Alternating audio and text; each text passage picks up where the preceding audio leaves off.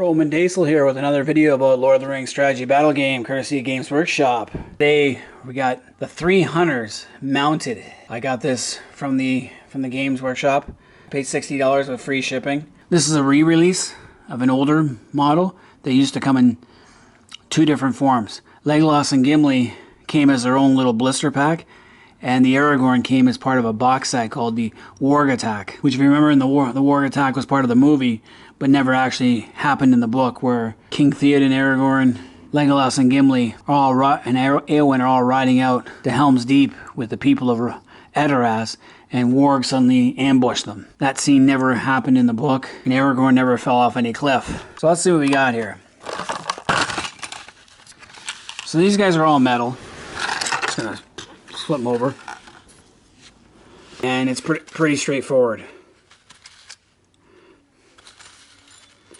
You gotta put them together. We'll put them together and we'll paint them up. And we'll see how it looks.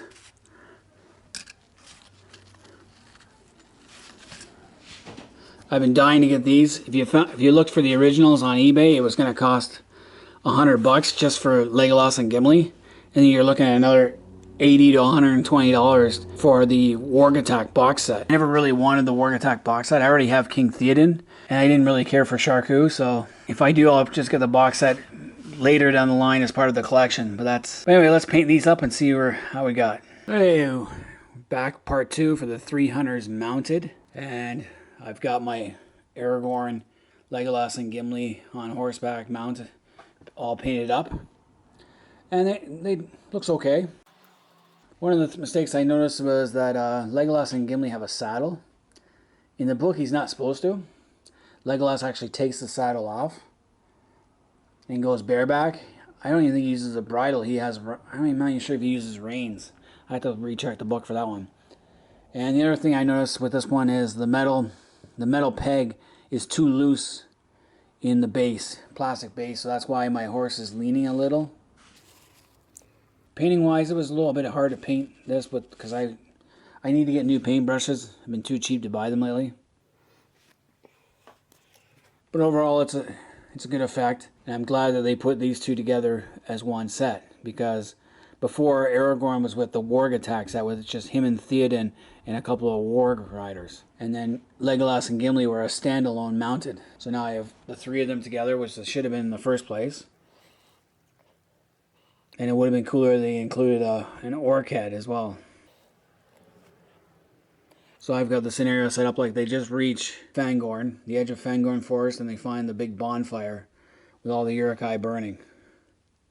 The movie was pretty cool. When they were looking for the hobbits, Aragorn kicks a helmet and actually breaks his toes, but he kept in character, which is kind of cool.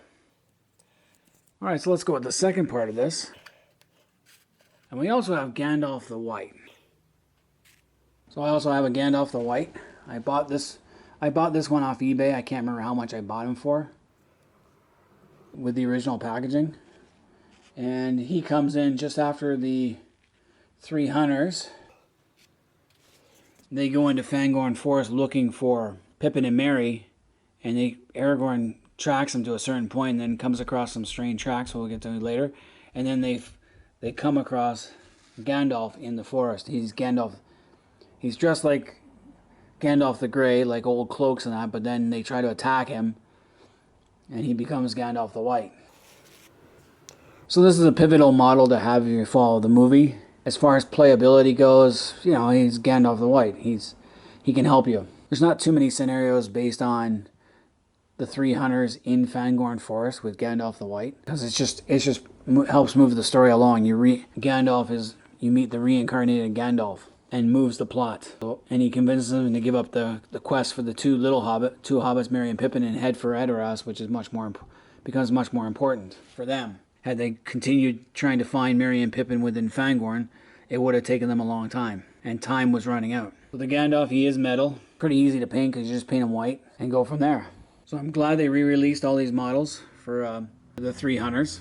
You can play these guys chasing the Uruk-hai. What happens if they did actually catch them? What would have happened? Anyone out there who plays this, let me know if you guys ever tried playing it where the 3 hunters actually catch up to the Uruk-hai and how that worked out, or if it's a running battle and the Rohirrim riders come crashing in at the last minute. Because other than that, these are just set pieces for the collection or for something else, like Warg Attack. And until next time, this is Roman Daisel. I'm out of here.